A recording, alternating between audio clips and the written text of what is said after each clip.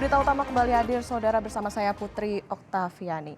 Unit Perlindungan Perempuan dan Anak Polda Metro Jaya akhirnya menahan pelaku anak berinisial AG dalam kasus penganiayaan remaja bernama David Ozora. AG yang juga pacar dari Mario Dandi, tersangka pelaku penganiayaan David dianggap memiliki peran penting sehingga pacarnya Mario Dandi menganiaya David.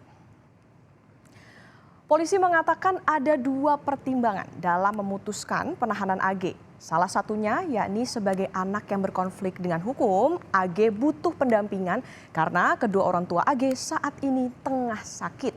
AG ditahan selama 7 hari ke depan di Lembaga Penyelenggara Kesejahteraan Sosial atau LPKS. Dan hari ini saudara, polisi melakukan rekonstruksi kasus penganiayaan yang dilakukan oleh Mario Dandi, anak ex pejabat Ditjen Pajak. Dalam rekonstruksi ini saudara, AG tampak digantikan oleh pemeran pengganti. Ini karena AG masih tergolong anak di bawah umur dan tidak bisa dihadapkan kepada publik. Adegan ini saudara adalah adegan saat AG menopang kepala dari David, saudara, maksud kami, setelah dianiaya oleh pacarnya, yakni Mario Dandi. Sampai saat ini polisi belum membeberkan secara rinci peran dari AG. Namun AG diduga berperan untuk menghubungi David dan mengajaknya bertemu sebelum peristiwa penganiayaan terjadi. Polisi melihat ada niat jahat dari Mario dan juga Shane serta AG dalam menganiaya korban yang sudah tak berdaya. Sejumlah bukti sudah ditelaah polisi, di antaranya dari rekaman video penganiayaan yang tersebar di media sosial, rekaman kamera pemantau CCTV di sekitar lokasi kejadian, serta bukti chat percakapan di telepon seluler. Menurut polisi, pelaku sempat berbohong. Tapi terlepas dari peran apapun yang dijalankan oleh AG, kini semua individu yang terlibat dalam penganiayaan David Ozora seolah mau bilang, semua ini gara-gara Mario. Ini dimulai dari keterangan AG kepada polisi yang mengaku semua yang ia lakukan atas perintah dari Mario Dandi. Dan yang menarik, Shane Lucas yang merupakan teman dari Mario Dandi tiba-tiba banting setir melawan Mario Dandi. Shane pun mengaku apa yang ia lakukan dikendalikan oleh Mario Dandi. Bahkan terungkap, pelaku AG pun mengatakan bahwa Mario Dandi ini manipulatif. Mengapa demikian? Ini dijelaskan oleh kuasa hukum pelaku AG berikut ini. Dia manipulatif apa, Mbak? Di voice note yang mana dia menggunakan HP dari klien kami ini, tapi di sana dia itu dengan suara dia langsung.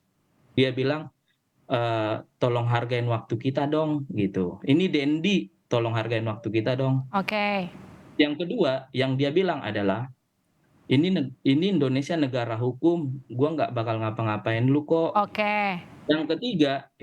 Yang ketiga kenapa percakapan terakhir yang membuat adik saya David ini turun adalah, "Turun aja 10 menit aja kok, gua nggak bakal ngapa-ngapain lu." Dan jawaban dari adik saya David melalui WA, "Oke, iya 10 menit aja ya," gitu. Setelah semuanya menyalahkan Mario, kuasa hukum Mario mengaku belakangan mendapatkan teror dari nomor telepon tak dikenal melalui pesan singkat di aplikasi WhatsApp. Pesan teror ini didapat pada 8 Maret lalu. Bukti teror ini kemudian ditunjukkan kepada awak media. Dengan adanya peristiwa ini, kuasa hukum berharap tidak ada pihak yang mengintervensi tim kuasa hukum Mario Dandi, sehingga proses hukum bisa berjalan dengan profesional. Dari semalam kami itu mendapat semacam teror, ya. Jadi ada SMS yang masuk ke kami yang nomor tidak kami kenali, baik ke saya dan ke tim saya, rekan saya Basri, ya. Itu sudah mulai ada. Jadi ya, kami berharap agar supaya jangan ada teror lah, ya. Biarlah proses hukum ini berjalan, ya, secara profesional gitu. Proses hukum terhadap Mario Dandi dan kawan-kawannya dalam kasus penganiayaan David terus berjalan. Seiring dengan itu, publik sepertinya tidak berhenti untuk melacak perilaku pamer harta para pejabat publik. Awalnya memang dipicu dari perilaku pamer harta yang dilakukan oleh Mario Dandi, yang juga anak mantan pejabat Ditjen Pajak Kementerian Keuangan, yakni Rafael Alun Trisambodo.